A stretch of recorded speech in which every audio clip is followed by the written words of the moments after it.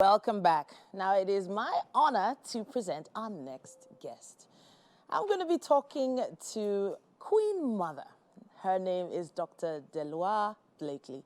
Now she carries the legacy of Queen Mother Audley Moore as the Queen Mother of all African descendants, representing the 55 million displaced Africans of the transatlantic slave trade. Now, she calls for reparations, and I'm sure this is going to be a very interesting conversation because of the wealth of knowledge and history embodied in one person. It's great to have you here, ma'am. Thank you for allowing me to be with you this morning. Queen Mother, this name, you need to tell us where this name came to be yours. Talk to us about that. Yes, I was snatched in Ghana on a journey in search of my ancestors. Who am I? And Alex Haley would say, my roots. Where do I come from? As a daughter of the transatlantic ocean, of the slave trade, and in search of who I am, depict with broad features, nappy hair, a big nose, thick lips, high cheekbones. Who am I? Of this daughter, and in the rest of the world seen, as they would say, very ugly. Who is she? Where did she come from? Where is her ancestors? So in reach and search of my ancestors have had me to become a Fulbright scholar, self-reliance, traditional and social African way of life, value, the culture. So in search of my roots, Kuti Kinte, the ancestors no return from the shores of Goree Island, and began to move around the continent. And as a daughter of knowing that I was born October 1, where Nigeria embraced me in New York, and leaving a Roman Catholic convent after 10 years of my youth serving God and loving humanity. And so with the United Nations, opened the door for me to be there for 54 years as a humanitarian.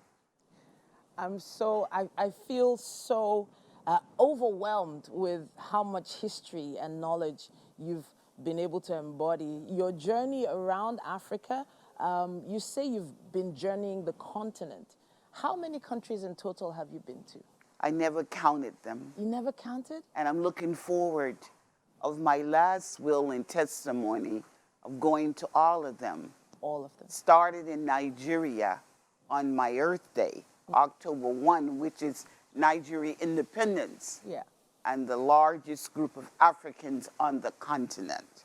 So starting here with that journey of renewing and the innovation and the tradition, the culture, the science, the technology that we embody as a people.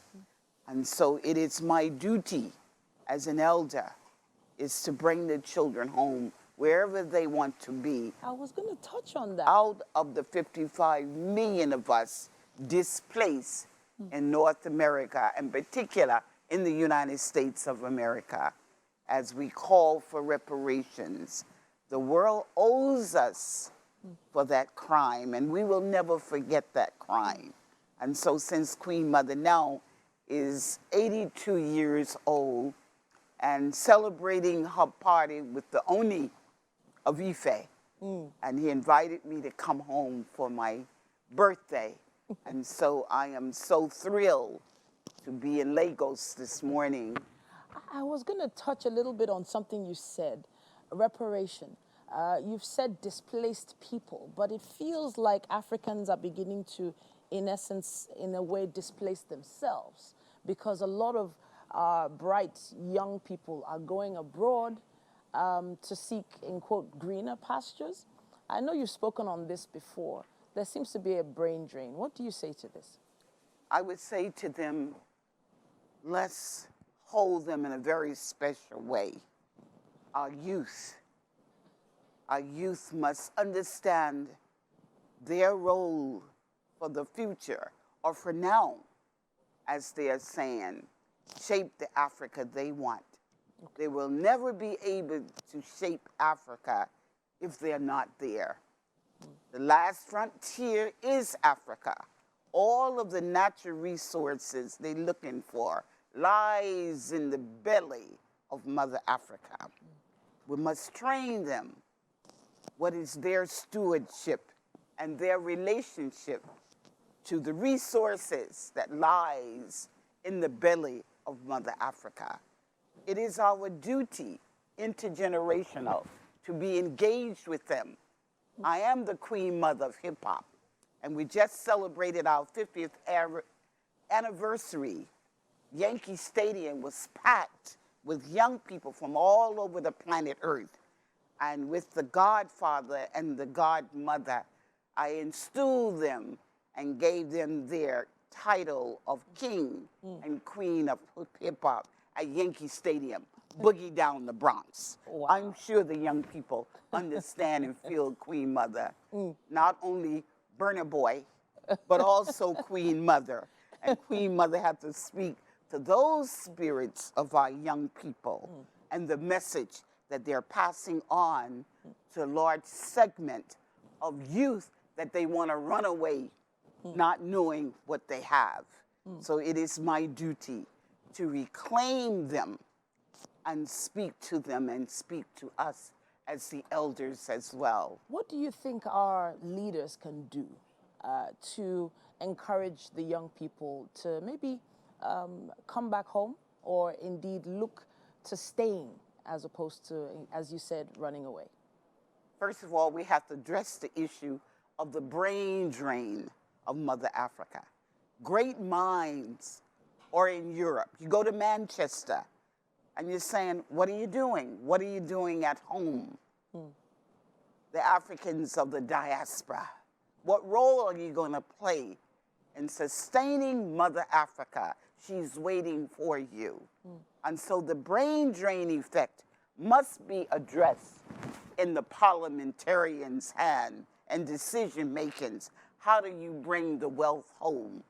Through the brain drain effect that we are suffering from for the Mother of Africa. The young people must understand that we adore them and love them, and we trust them and their judgment. At the United Nations last year, what did the young people speak about after the pandemic? Quality education. They have spoken for themselves, and they talked about health.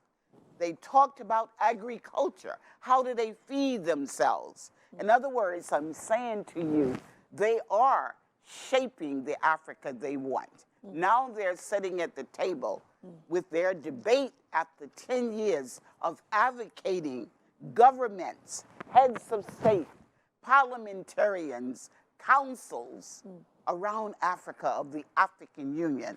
I'm from the old school, OAU, Babangida, Miriam Babangida. We loved her. African descendant women when she came to New York, many times with her mate or her husband at the United Nations, and other great women leaders and men from Africa. It is our duty. It is our duty, as I've said to some of the kings and chiefs of the country. We come out of a culture. It is the soul energy of a people. It is our duty at this time to reclaim our young people and sit with them and talk with them and hear them. That's what we need to do. Sit with them, talk with them, hear them. Queen Mother has spoken. Thank you so much for joining us today. I know that there was never going to be enough time to dig even deeper into all you've been able to achieve over the years. And happy birthday in arrears. Thank you. Happy birthday. And of course, your books are available on Amazon. 5-part autobiography. Goodness me, 5 parts. I don't even know if that's enough. But at this point, I would like to encourage you to maybe look to your young people and have a conversation with them.